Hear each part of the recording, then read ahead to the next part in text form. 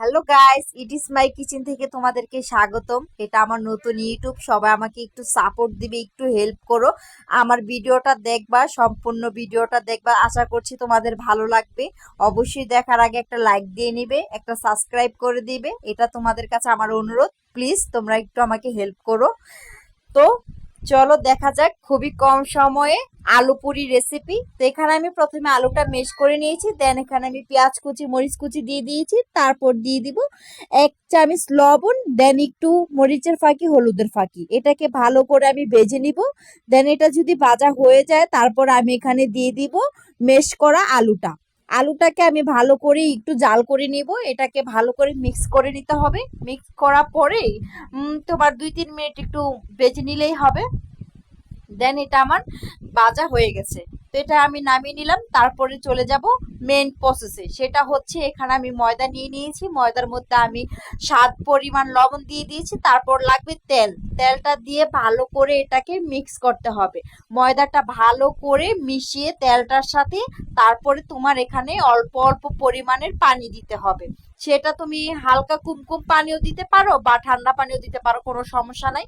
কিন্তু এটার মধ্যে একটু তেলটা বেশি লাগবে, যাতে এই ময়দাটা একদম সফট হয়ে যায়। তোমার যখন একটু তেলটা বেশি পড়বে তখন দেন এটা হচ্ছে তোমার হাত দিয়ে তুমি এটাকে বড় ছোট করতে পারবা।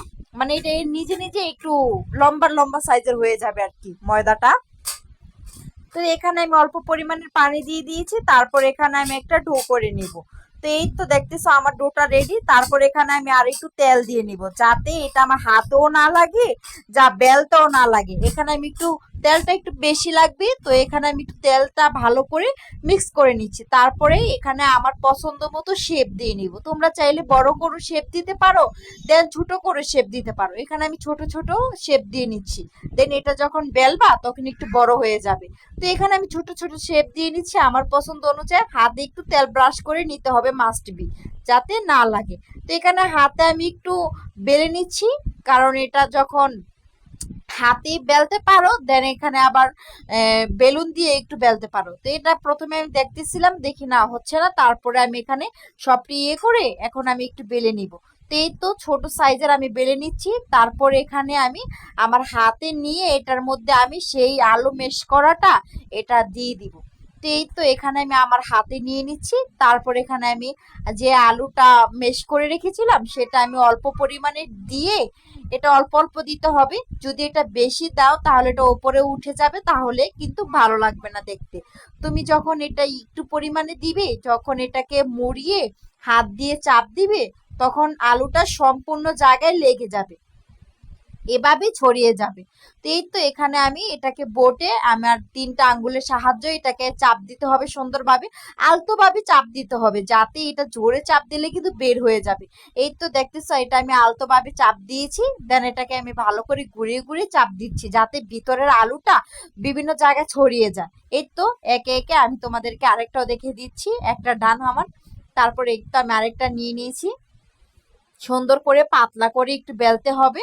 দেন এই তো আমি ছোট করে বেলে নিচ্ছি। তারপর এখানে আমি আবারও দিয়ে দিব সেই আলু মিক্সটা দিয়ে, তারপর আমি সেইভাবে আবার এটা আমি রেডি করব। এই তো অল্প দিতে হবে। দেন অল্প দিয়ে এটাকে ভালো করে মুখটাকে চেপে রাখতে হবে, চেপে চেপে তারপরে এটা দেন এটাকে হচ্ছে করতে হবে। এই তো এটা আমি পুরোটা ভালো করে করে নিচ্ছি। তারপর এখানে আমি আবারও হাত দিয়ে সাহায্যে চাপ দিয়ে নেব। তোমরা যদি চাও এটা হাতে চাপ না দিয়ে যদি তোমরা 2 আঙ্গুলের মাধ্যমে চাপ দিতে চাও, তোমরা সেভাবেও পারবে, আমি সেভাবেও তোমাদেরকে দেখাবো। এই তো এই যে তোমরা এইভাবেও পারবা, বা আঙ্গুলের সাহায্যে চাপ দিতেও পারবা। মানে আঙ্গুলের চাপ দেওয়াটা একটু বেশি সুন্দর লাগে আর কি, মানে কোনো রিস্ক থাকে না। আর যদি মানে হাত, তারপর যদি 2 হাত দিয়ে চাপ দিতে চাও, তাহলে সেটা তোমার দেখা যায় কি যদি বের হয়ে যায় এরকম মনে হয়। কিন্তু তোমরা যদি এভাবে বোটে বোটে যদি 3 আঙ্গুলের সাহায্যে চাপ দাও, তাহলে এটা কোনোভাবেই ছুটে যাবে না বা এটা বের হয়ে যাবে না। এটা তোমরা যেভাবে রাখবা সেভাবেই হয়ে যাবে। টাচ মি গাইস, যদি তোমরা এটা একবার মানে বানিয়ে দেখো, খুবই কম সহজে খুবই মজা লাগে এটা খেতে।